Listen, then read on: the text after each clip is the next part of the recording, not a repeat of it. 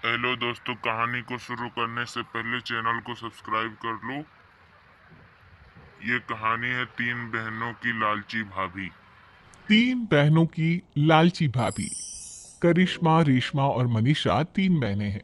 उनका एक भाई भी है, मयंक। मयंक अपनी बहनों को बहुत प्यार करता है, लेकिन मयंक की पत्नी सविता इस मामले में मयंक से बिल्कुल ही अलग है। वो अपनी ननदों का जितना बुरा कर सकती है उतना बुरा करती ही रहती है और अपनी ननदों पर हुक्म भी चलाती है। करिश्मा, करिश्मा, तुमने अभी तक नाश्ता नहीं बनाया? तुम्हारे भैया को ऑफिस जाने में देर हो रही है। हाँ भाभी, बस अभी बनाती हूँ। करिश्मा, तुम ये ढीलापन छोड़ दो। कल को पराए घर जाना है। वहां अगर तुम इस तरह से काम करोगी तो लोग क्या कहेंगे कि माँ ने और भाभी ने कुछ सिखाया नहीं। और तुम्हारी दोनों बहनें कहाँ है? अब रेशमा मार्केट गई है और मनीषा सो रही है। क्या? सुबह के 8 बज रहे हैं और ये महारानी अभी भी सो रही है? ये कहते हुए सविता अपनी सास दुर्गा देवी के पास जाती है। माँ जी, देख रही हो अपनी बेटियों के तौर तरीके? क्या हुआ बहू? सुबह सुबह क्या कर दिया मेरी बेटियों ने? अरे, एक तो अभी अभी उठकर किचन में गई है, दूसरी सुबह सुबह बाहर चली गई और तीसरी अभी तक सो रही है। क्या करूं मैं इन तीनों का? मैं तो परेशान हो गई हूँ। जा जाकर उठा उसे और रेशमा से मैं बात करती हूँ। सविता सीधा मनीषा के कमरे में जाती है और उससे कहती है, महारानी जल्दी उठो, सूरज सर पर आ गया है। भाभी, थोड़ी देर और सोने दो ना, मैं रात को लेट सोई थी।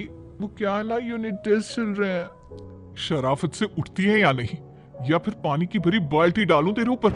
नहीं नहीं भाभी, मुझे बिस्तर में नहीं नहाना, उठती हूँ मैं। मनीषा जल्दी से उठकर बाथरूम में चली जाती है। सभी आराम से बैठकर नाश्ता कर रहे होते कि तभी रेशमा बाजार से हाथ में सामान लिए आ जाती है। रेशमा को देखते ही सविता उस पर बरस पड़ती है। लो, आ गई महारानी। ऐसा भी क्या सामान लाना था जो सुबह आंख मलते ही बाजार की तरफ रवाना हो गई? भाभी, कल आप ही तो चीख रही थी कि घर का सारा सामान मुझे ही लाना पड़ता है, घर में किसी को भी किसी काम से कोई लेना देना नहीं है। अब मैं बाजार जाकर सामान ले आई तो आपको इस बात से भी तकलीफ हो रही है? देख रही हो माँ जी, अपनी बेटी की जुबान कैंची से भी तेज चलती है। और मयंक, आप तो कुछ कहेंगे नहीं अपनी लाडली बहन को? रेशमा, अपनी भाभी से ऐसे बात नहीं करते। चलो माफी मांगो। भैया, मैं क्यों माफी मांगू? आप भाभी से बोलिए ना कि हम पर कम हुक्म चलाया करे। हम इस घर की बेटियां हैं और आपकी पत्नी की ननद है, नौकरानी नहीं। लो, कर लो बात। इनकी भलाई के लिए कुछ भी बोलो तो इन्हें बुरा लग जाता है। इस घर में यही इज्जत है मेरी। देख लो माँ जी, आपकी बेटी किस लहजे में मुझसे बात कर रही है। सविता वहां से चली जाती है। मयंक को बहुत गुस्सा आता है, वो भी वहां से चला जाता है। फिर करिश्मा रेशमा को समझाती है। रेशमा, तुम्हें भाभी से माफी मांग लेनी चाहिए थी ना। लेकिन दीदी, मैंने कुछ किया ही नहीं, तो मैं माफी क्यों मांगू? हाँ का रेशमा दीदी, रेशमा दीदी जैसे ही घर में आई भाभी ही उन पर चिल्ला रही थी। हाँ, मैं मानती हूँ कि गलती भाभी की थी। मैं तो इसलिए बोल रही हूँ कि भाभी ने माँ को तो पूरी तरह अपने वश में कर लिया है। वो हमारी बात सुनती ही नहीं। मयंक भैया हमारे लिए हमेशा खड़े रहते हैं, इसलिए उनकी बात का मान तो तुम्हें रखना चाहिए था ना। कोई फायदा नहीं दीदी, कुछ दिनों की बात और है, भाभी उन्हें भी हमारे खिलाफ भड़का देंगी। फिर वो भी माँ की तरह हमारी किसी बात का विश्वास नहीं करेंगे। इसी तरह सविता अपनी तीनों ननदों को किसी न किसी बात पर परेशान करती रहती थी। एक दिन मयंक अपनी तीनों बहनों के लिए गिफ्ट लाया। क्या रेशमा, ये तुम्हारे लिए हार का सेट। रेशमा, तुम्हारे लिए सुंदर सी ड्रेस। और मनीषा, तुम्हें किताबें पसंद है ना, तुम्हारे लिए किताबें लाया हूँ। थैंक यू भैया। थैंक यू भैया। थैंक यू भैया। करिश्मा, तुम्हारा नेकलेस कितना सुंदर है। ये भैया कहाँ से ले आए होंगे? मैंने भैया को 3 दिन पहले फोन पर ये डिजाइन दिखाया था और आज भैया ये ले आए। सविता तो अपनी ननदों की गिफ्ट्स देखकर जल गई और करिश्मा का नेकलेस तो उसे भी बहुत पसंद आया था। अपनी बहनों के लिए कितना अच्छा नेकलेस लेकर आए हैं, मुझे कभी कोई गिफ्ट नहीं दिया। मैं आज ही ये हार चुरा लूंगी। रात में सविता करिश्मा का हार चुरा लेती है और इसी तरह उसे अपनी ननदों की जो भी चीज अच्छी लगती वो उसे मांगती नहीं, बल्कि रात के अंधेरे में चुरा लेती। इसी तरह दिन बीतते गए और सविता ने मयंक के दिल में भी उसकी बहनों के लिए नफरत पैदा कर दी। एक दिन मयंक ने करिश्मा और रेशमा के लिए रिश्ता देखा और ये बात उसने घर में सबको बताई। माँ, करिश्मा और रेशमा के लिए बहुत अच्छा रिश्ता आया है। वो लोग कल इन्हें देखने आ रहे हैं। आप और सविता मिलकर सारी तैयारी कर लेना। ये सुनकर करिश्मा और रेशमा खुश हो जाती हैं, लेकिन सविता सोचती है अगर इन दोनों बहनों की शादी हो गई तो घर और बाहर का काम कौन करेगा। मनीषा तो एक नंबर की कामचोर है, उससे तो किसी बात की उम्मीद लगाना ही बेकार है। मुझे इस शादी को रोकना होगा। अगले दिन सभी लड़के वालों की स्वागत की तैयारी करने में लगे होते हैं।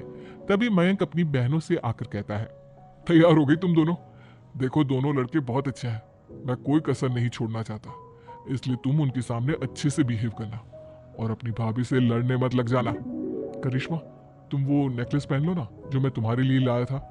भैया मैं बहुत देर से वो नेकलेस ढूंढ रही हूँ, लेकिन मुझे मिल ही नहीं रहा।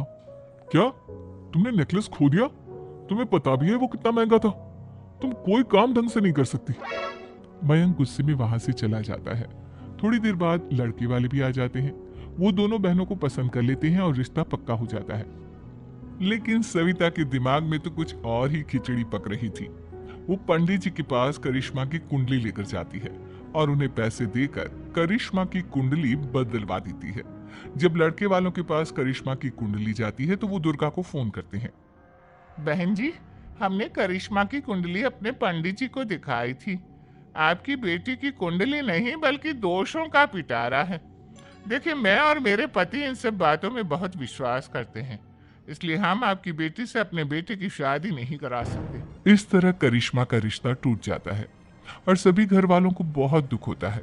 अब कविता सोचती है, चलो करिश्मा का तो रिश्ता टूट गया, अब रेशमा का भी रिश्ता तोड़ना है। क्या करूं? अब सविता आवाज बदलकर किसी अननोन नंबर से रेशमा के होने वाले ससुराल में फोन करती है। हेलो, मैं कौन हूँ कौन नहीं ये आपके लिए जानना जरूरी नहीं, बस इतना सुन लो कि रेशमा का 2 साल से किसी के साथ अफेयर चल रहा है। बस रेशमा का रिश्ता तोड़वाने के लिए सविता का इतना कहना काफी था।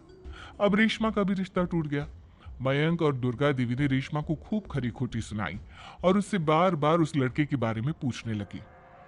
आप दोनों मुझे क्यों परेशान कर रहे हो? अरे कोई लड़का होगा मेरी लाइफ में तो मैं बताऊंगी ना, जब कोई है ही नहीं तो कहां से लाऊं मैं कोई लड़का? तो तेरे होने वाले ससुराल वालों को फोन किसने किया था? माँ, मैं नहीं जानती किसने फोन किया था, मैं सच कह रही हूँ। मैं तो पहले ही कह रही थी इसकी लगाम खींच कर रखो, लेकिन मेरी सुनता ही कौन है। आप चुप रहिए भाभी, ये सब आपका ही किया धरा है। अब तीनों बहनों को विश्वास हो जाता है कि ये सब उनकी भाभी ही कर रही है। तीनों बहनें अपनी भाभी को सबक सिखाने के लिए एक वकील कर लेती है और घर में हिस्सा मांग। देखो भैया, माँ बाप की जायदाद में जितना बेटों का हक होता है उतना ही बेटियों का, इसलिए इस घर के 4 हिस्से होंगे और हमें अपना हिस्सा चाहिए। मैंने तुम्हारे लिए क्या क्या नहीं किया और तुम इस घर में हिस्सा मांग रही हो? भैया, आप और माँ हम बहनों की कोई बात नहीं सुनते हो और भाभी हमारी शादी नहीं होने देगी क्योंकि उन्हें लगता है कि आप हमारी शादी में ज्यादा पैसा लगाओगे और उन्हें हम जैसी फ्री की नौकरानी कहाँ मिलेगी। तो हम भाभी के साथ तो रह नहीं सकते, हम बहनों को अपना हिस्सा चाहिए। अरे तुम्हें शर्म आनी चाहिए अपनी भाभी पर ऐसा इल्जाम लगाते हुए। वो तुम्हारे बारे में कितना सोचती है। हाँ माँ, भाभी हमारे बारे में बहुत सोचती है, दिन रात बस यही सोचती रहती है कि किस तरह से अपनी तीनों ननदों को परेशान करूं और कभी मुझे पढ़ने भी नहीं देती। दोनों बहनों का रिश्ता भी तो इन्होंने ही तोड़वाया है और रात में हमारे कमरे में आकर हमारी चीजें भी चुराती हैं। इसी तरह सविता की तीनों ननदें अपनी बात पर अड़ी रही। अब कोर्ट में तारीख भी शुरू हो गई। जब सविता को लगा कि उसकी तीनों ननद इतनी आसानी से नहीं मानने वाली, तो उसने अपने पति और सास को सारी सच्चाई बता दी और अपनी तीनों ननद से माफी मांगी। मयंक और दुर्गा को भी अपनी गलती का एहसास हो गया। अब सविता खुद करिश्मा और रेशमा के लिए अच्छा रिश्ता ढूंढती है और उनकी शादी करवाती है।